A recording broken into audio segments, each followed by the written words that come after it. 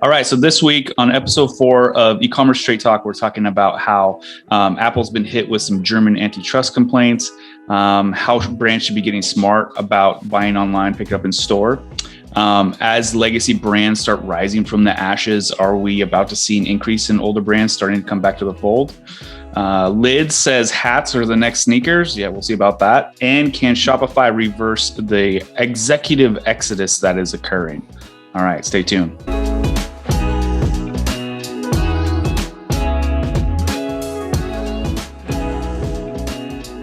First on our list, news with Apple. According to CNBC, Apple was hit with German antitrust complaints as it prepared to roll out the new iPhone software. So with the new iOS 14 update, it seems like a lot of companies have sharpened their claws to combat Apple. Do you think this is just the beginning of antitrust avalanche Apple will run into? I do. In fact, I'm pretty sure that this, because obviously this is just a complaint, quote unquote. So it's like shots over the bow, right? Like a warning shot. The idea is that they're saying basically Apple is gained this monopoly on data with this iOS 14 update. Now, obviously, Apple's going to combat this. Right, they have a lot of lawyers too, but I can almost guarantee that between Facebook and Google, they're funding a lot of what you're going to see as antitrust complaints. Because what Facebook and Google have done since Apple has basically said we're launching the iOS last year, the iOS 14, is they've gone out and they started funding these lawsuits against Apple. Prime example is Epic Games. I don't know if you're familiar with Fortnite, right? My daughter plays it like crazy.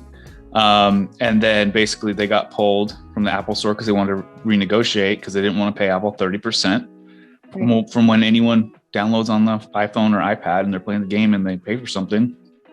Apple gets 30% of that. So they didn't want to pay that 30%. And basically they went back and forth. And finally Apple just booted them. It was like for a week, right? Until they came back and said, okay, yeah, we'll deal with that. But they filed a lawsuit and obviously they couldn't take them on, but them being funded by Facebook and Google, that definitely helps take them on. So what we've seen across the board is them helping fund these lawsuits and anything that they can get their hands on. So I guarantee this is part of that too. So I would not be surprised whatsoever to see Apple really starting getting hit with a lot of different antitrust suits. However, all that said, this does leave everybody else open. Because a lot of folks feel that digital is monopolized already, whether it's Google with search or Facebook with social, like all these things. So it's going to be interesting to see. I think once you sort of open this Pandora's box, it's not going to get closed. No, not at all. I'm sure Apple has, prepared for this and has seen it coming. So maybe not, totally out of left field for them, but yeah, I wonder how they're going to manage this and if they're going to come out on top or if they're going to regress and maybe you take away this opt-in, track-in, or renegotiate deals with maybe specific companies and still give the short end of the stick to others. I'd say the easiest route for them, because obviously it's just going to cost them a lot of money in lawyers, is offer deals to these countries that want to go after them because these countries buy data too. Right, NSA, FBI, CIA, all those departments, they buy data, and it used to be they just go to Google and Facebook for it. Now they can just go straight to Apple. So yeah, it'll be interesting to see sort of what happens here. Very well. All right, so moving on to this new acronym, BOPIS, BOPIS.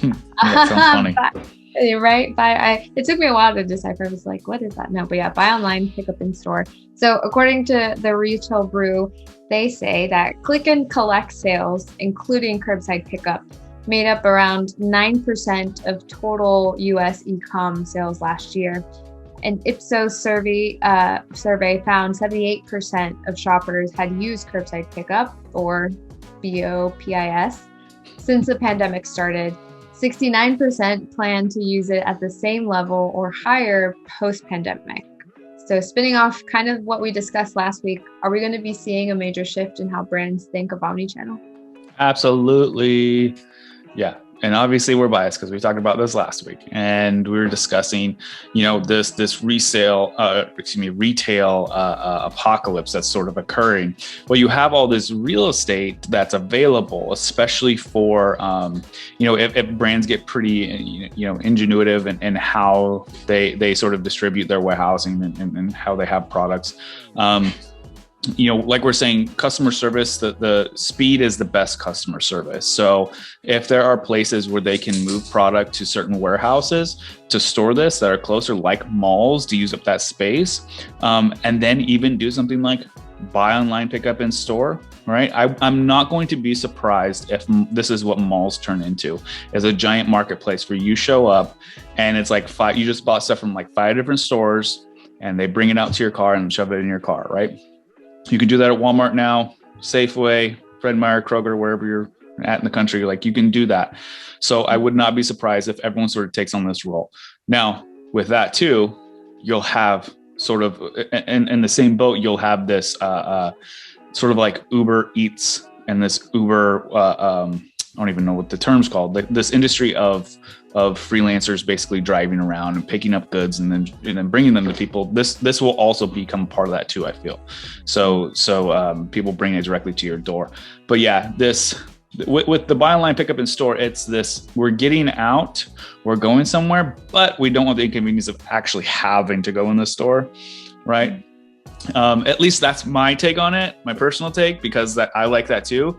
I don't want them to necessarily bring it to my house, because then I'm stuck in my house still, but I do want to get out. I just don't want to have to spend an hour walking through the grocery store, getting the same groceries I always get every single week, and having to deal with that foot traffic, and all those olds just taking up all that space, right? So if I think we're going to see, it'll probably be some brand out there will do something super creative and sort of lead the way, right? And then everyone else will pick up after that.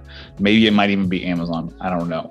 But yeah, I think even for individual brands, as long as you have geographic centers that you have large customer bases in, this is like perfect for that.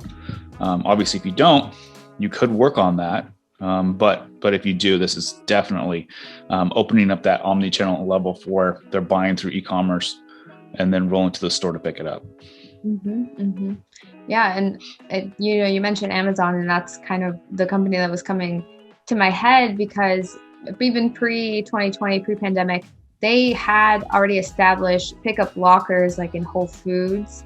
I think in some like Ross or Marshall stores, but Whole Foods specifically, because obviously they bought each other out, or Amazon bought Whole Foods. But so that's, I think about, why did Amazon decide to even incorporate those lockers to begin with? And I guess they were seeing like into the future that, people, even though people want to purchase online and have the simplicity and the ease of clicking online, they still want that interaction, or that just let's get out of the house, or I'm already running errands and might as well get this. So it's interesting how they kind of saw that consumer behavior early on.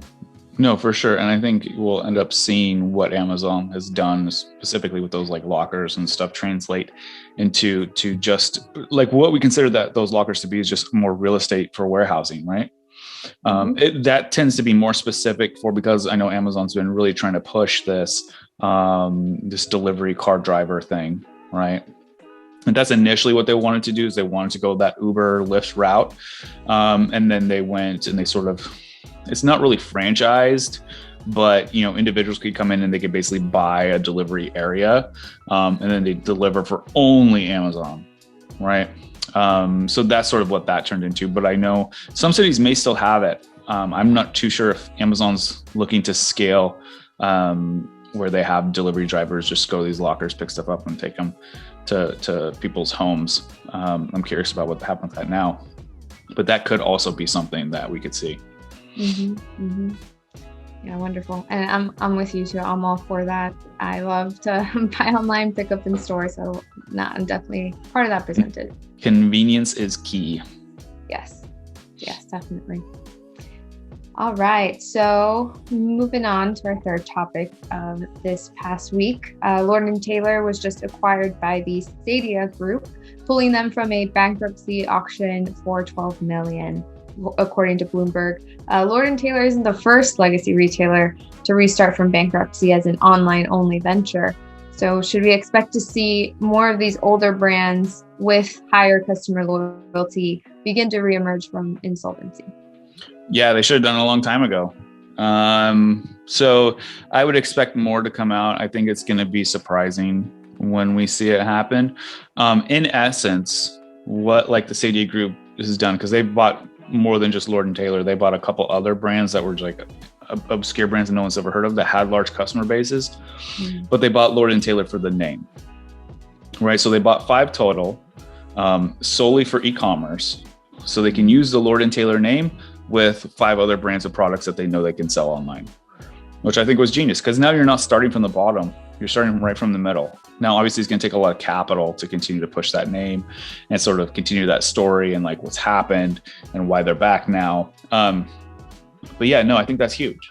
Obviously, Toys R Us should have gone that route a long time ago. There's a lot of these brands, even from like the 90s. There's so much nostalgia behind this that comes from these brands and the customer base that I think is huge, right? And I think they see that too. So they understand where it's at and where it's going. And I do believe I think what happens is, because most people are slow adopters to anything. So once they sort of prove that this works, I would not be surprised to see a lot of other, more of these legacy brands just start to pop up out of nowhere and be like, hey, I remember you. Where'd you go to, right? I thought you disappeared, and they just act like they've never gone anywhere. Yeah. Would you throw Blockbuster into that? Because what if they came out with like a Netflix type of platform? That'd be interesting. Okay. So that's a much longer story, because they did. There's a great podcast for it, Business Wars. Okay. Yeah, you should check it out, and anyone should listen to it, really, because it's great. It's like 3 or 4 hour long episodes on this topic, Blockbuster versus Netflix. And basically, Blockbuster could have and should have won, but their executive team was just garbage. So that's why they lost. Yeah. But as far as Blockbuster, no, I think Blockbuster's done, unfortunately. I think that they would honestly be successful, obviously, after the pandemic's fully over with, if they came up with shops just like one in every city. Right? You could charge a lot. I feel like and make it more like Cabela's or Bass Pro Shops, so it's more of a entertainment thing to go there, right? Yeah. But just the nostalgia that lives with it, yeah, I think they could, but they're not going to be who they used to be. No. Okay, we'll see what other brands take on this role. But speaking of nostalgia, actually, that segues us into our next point perfectly. So with the ever increasing prices of nostalgia that we've seen, like hello Pokemon cards, baseball cards, and whether these are being sold through eBay or any other marketplace, Lids, as you mentioned, the largest hat retailer, thinks that hats are going to become the new sneakers in terms of fostering an obsessive audience. So do you think Lids is onto something here, or they're just pushing the hype? I'm pushing hat hype. Yeah. Oh man, that's sort of like, I don't think hats will ever become the equivalent to like what sneakerheads feel sneakers are. I don't know, what do you call them? Hat heads? I don't know, lid heads? I don't even know. But I mean, I get what they're coming from, and they're trying to push this narrative, like maybe. And maybe that lasts just like right now. You do have a lot of hat wearers, but I don't think it'll ever become what sneakers is. So I think they're just trying to push a certain narrative to come across as it be like, hey, you should come check us out, and get more traffic and awareness that way. That's usually the case when you say something completely crazy. It's like it's just a PR move. So in this case, obviously, like I said, I don't know the hat market like Lids knows the hat market, but just from my observance of people who wear hats and versus people who are, sneakerheads, I do not see that happening, right? People will pay crazy amounts for sneakers. Even if you had a hat that Michael Jordan wore, like I don't, even in a playoff game, that's not going to be worth nearly as much as what the shoes would be worth. So I don't see this happening. No, not at all. I would say maybe the target audience for like sneakerheads and hat people are the same, but you're right. It's a completely different article of clothing. It's a different product piece, and it just doesn't carry the same value. So I don't know. Absolutely. I remember, people used to actually leave the stickers on the hats, wear them like that, as if like it was some kind of collector's item. So yeah, like you said, we don't know the hat market, but I do wonder if there are some really intense collectors that, just want every version of some kind of team's hat or something. Maybe they're out there. I've never seen it. I've never seen anyone brag about it like they do shoes, right? Obviously, there's people who wear hats a lot, but I don't think any of that would be like, I'm collecting hats. There probably is, but it's just probably it's a very small group of people. Yep. Well, all right. So rounding out the top news of the last week, Shopify's their Q1 revenue exploded by 101% year over year, but their C-suite kind of imploded. So with Shopify trying to reverse the executive exodus, will we be seeing a slowdown in their innovation? Yeah, I think that's key. It just depends on who's leading vision, especially since how their chief product officer is like deuces, right? I think what we'll probably see is a slowdown initially, until or if they can get somebody in there who's got some even better clarity and vision for where they want to be going. I think we've sort of already seen that over the past year. Usually when companies get to this size, it's like things tend to slow down a little bit as far as innovation. So it'll be interesting to see what is sort of happening. I think what's sort of crazy is we're seeing this sort of round robin of executives leaving all these companies and sort of switching around. I know that even these bigger companies like Google and Facebook are trying to maintain what they have, so they're paying incredible bonuses for people to stay. So it's going to be interesting. I think we're sort of got to that point where a lot of these folks worked with these companies from the ground up, and now they're super big, and they're like, it's not what it used to be. I want to try something new. I just want something fresh, right? We're seeing this Amazon, Shopify, obviously. We do see this with digital across the board, even Uber, Lyft, Facebook, Google, all these massive tech companies tend to do like this sort of like round robin of executives. So it'll be interesting to see what happens.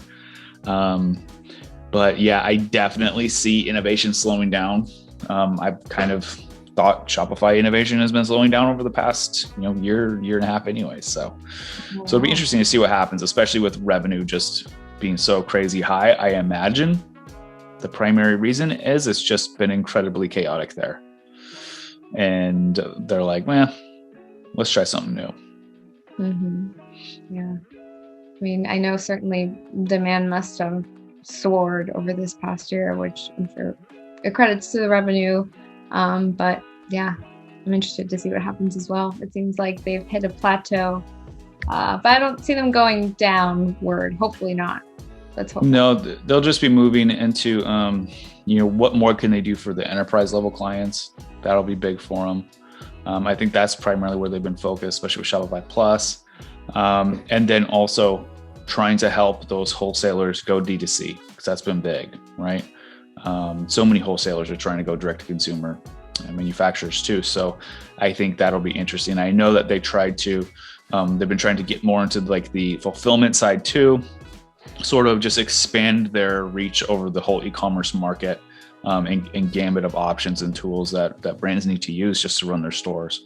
So it'll be interesting to see what happens. I wouldn't be surprised to see some crazy things come out of left field and possibly not work, but maybe one or two things do.